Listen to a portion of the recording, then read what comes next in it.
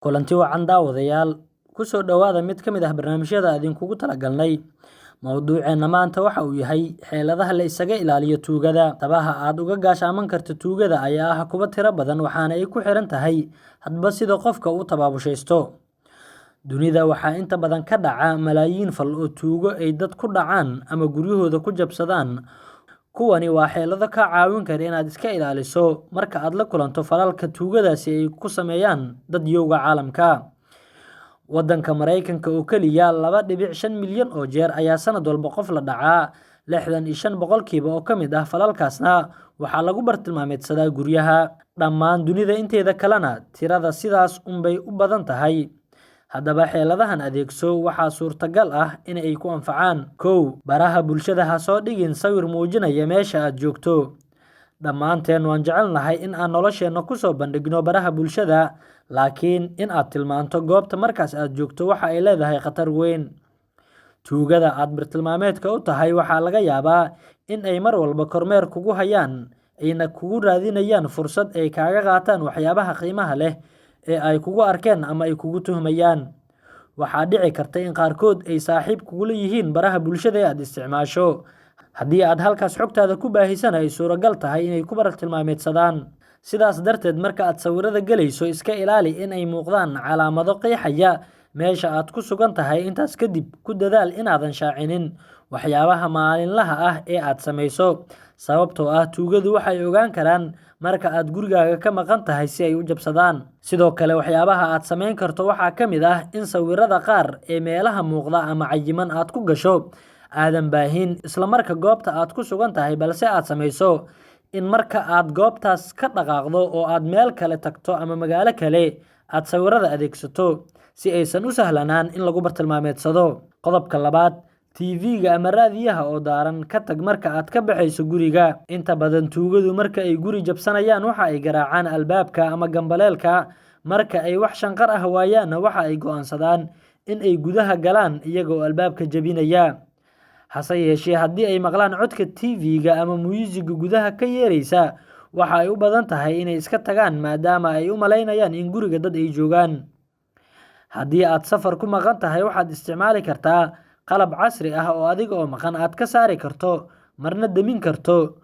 Ogow xilliyada ugu badan ee guryaha la jabsado waa subaxii iyo duhurkii. Qodobkan ayaa sidoo kale waxaa muhiim u ah inaad u isticmaali karto waxyaabaha casriga ah ee tiknoolajiyadda oo kaa saacidi kara inaad la socoto dhaqdhaqaaqa goobta. Sawirka furahaaga ha dhigin baraha bulshada. Mararka qaar dadku waxa ay sawirka furahooda soo geliyaan baraha bulshada iyagoo aan xitaa ka warqabin. Arrintaas ayaa waxa ay horseedi kartaa khatar kaaga imaata dhinaca tuugada. Adiga oo sawir kale iska qaadaya ayaa waxaa laga yaabaa in uu furaha soo galo sawirkaas adiga oo aan ku baraarugsanayn. Qof la socda tallaabo kasta oo aad qaaddo ayaa koobi ka samaysan kara sawirka furahaaga, waxa uuna ku guuleysan karaa inuu sameeyo mid la mid ah si uu uga furto gurigaaga.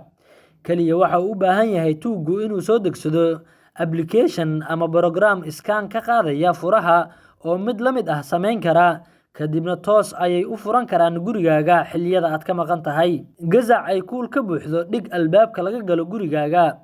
Qodobka 4. Gazac ay kuul ka buuxdo dhig albaabka gurigaaga.